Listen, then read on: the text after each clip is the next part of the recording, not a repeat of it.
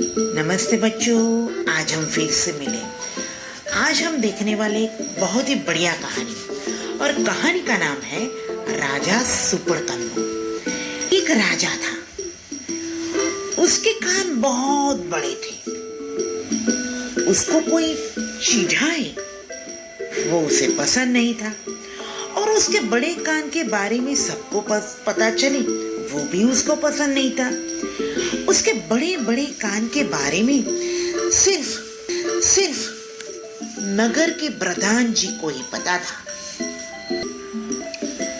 एक दिन राजा जी की हजामत करने के लिए महल में नाई आया।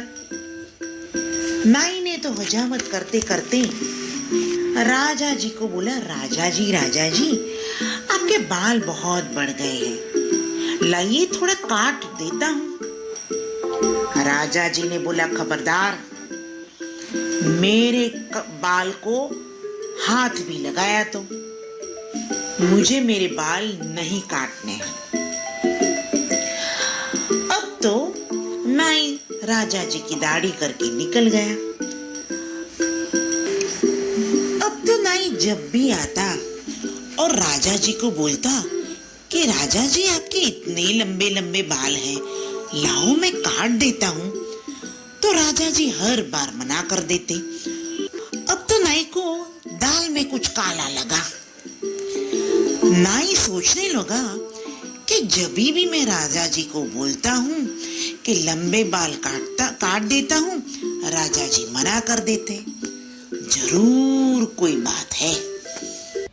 इसलिए एक दिन हजामत करते करते चुपके से उसने राजा जी के बाल हटाए और देखा तो राजा जी के तो बड़े बड़े कान। नाई तो चौंक गया और बोला, राजा जी बोले, क्या हुआ नाई? बोल, सच में बोल, क्या हुआ? नाई बोला, नहीं, मैंने कुछ नहीं देखा। राजा जी समझ गए कि जरूर इसने मेरे कान देख लिए हैं। उसने तो प्रधान को बुलाया।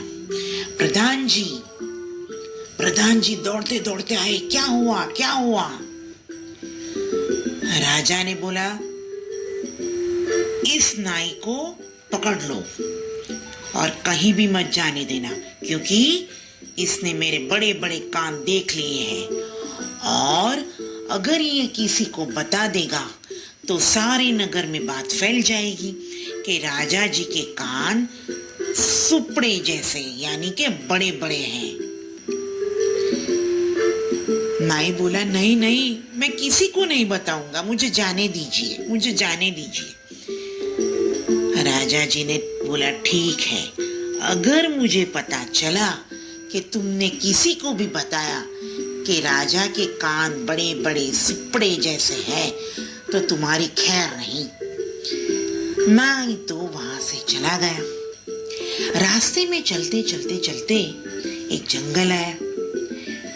नाई को तो पेट में गुड़गुड़ होने लगी, क्योंकि उसे हर बात में चुगली करने की आदत थी। अब उसे लगा कि अगर मैं ये बात किसी को नहीं बताऊंगा तो मुझे चैन की नींद नहीं आएगी। वो तो सोचने लगा, किसे बताऊं? राजा जी ने तो मना किया है, किसे बताऊं? सोचते सोचते उसने देखा, अरे यहाँ तो बहुत सारे पेड़ हैं, मैं पेड़ को बता देता हूँ। पेड़ तो कोई किसी को भी बताएंगे नहीं। वो तो एक पेड़ के पास जाके खड़ा रह गया और बोला, राजा जी के कान बड़े बड़े, राजा जी के कान बड़े बड़े, राजा जी के कान बड़े बड़े। अब ये बोल के वो तो वहां से चला गया। थोड़े दिन के बाद राजा जी की बेटी का जन्मदिन था। राजा जी ने बोला, प्रधान जी, पूरे नगर में ऐलान करवा दीजिए कि उनकी बेटी का जन्मदिन है और एक संगीत संध्या का आयोजन किया है। सभी गीतकार संगीतकार अपने अपने वादक यानी कि अपने अपने ढोल शहनाई वगैरह लेकर आ जाए।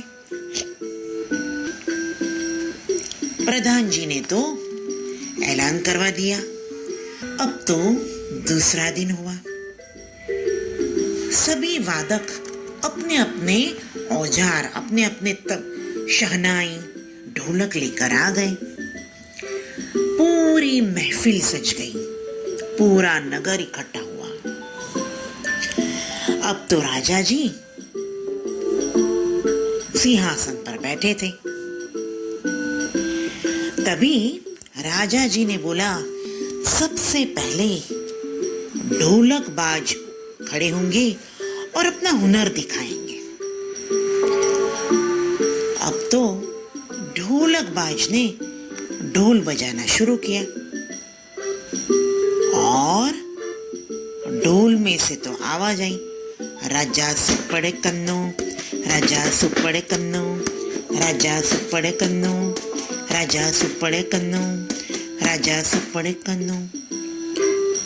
राजा जी बोले, ठहरो ठहरो, ये क्या बोल रहा है?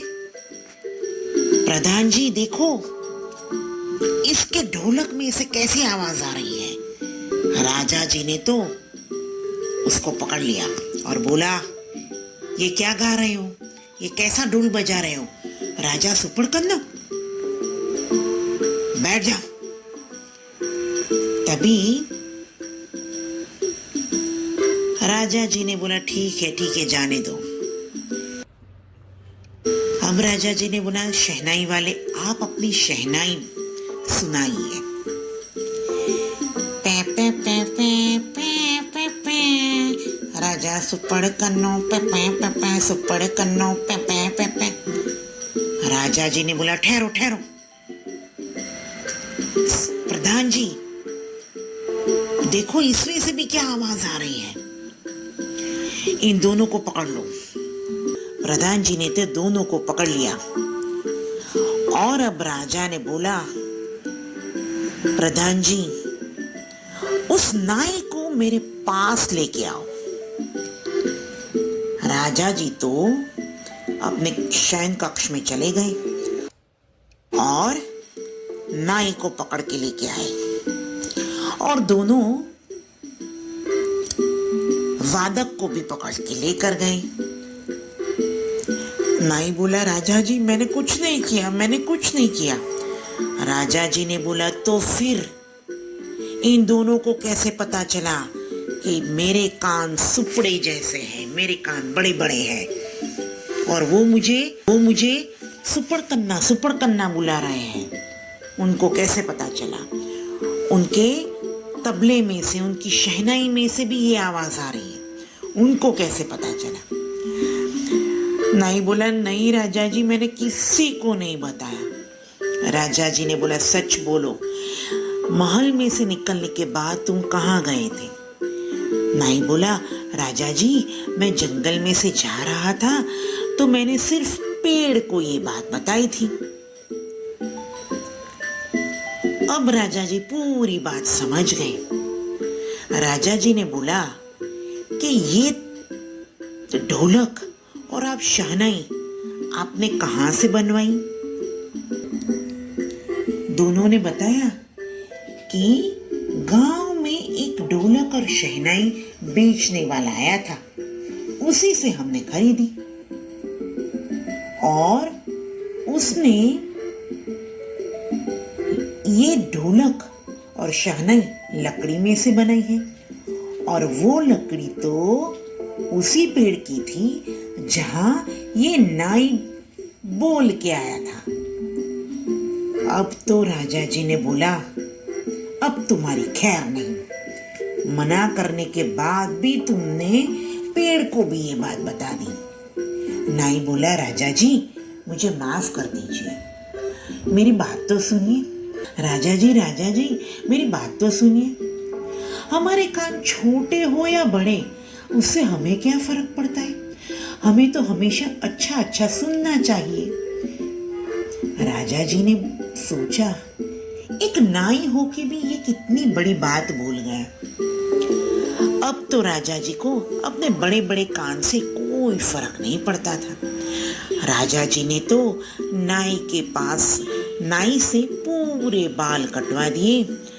पूरे नगर ने राजा जी के कान देखे और किसी ने कुछ भी नहीं बोला। और फिर राजा जी अपना जीवन आनंदमय बिताने लगे। बच्चों, कहानी में मजा आया ना? देखा, राजा जी के कान बड़े बड़े थे, मगर नाई ने कितनी बड़ी बात बोल दी। कान बड़े हो या छोटे, हमेशा अच्छा अच्छा सुनना चाहिए। और जो अच्छा सुनता है, अच्छा देखता है, अच्छा बोलता है, सभी को वो पसंद आते हैं। अब हम नई कहानी के साथ फिर से मिलेंगे। Bye bye.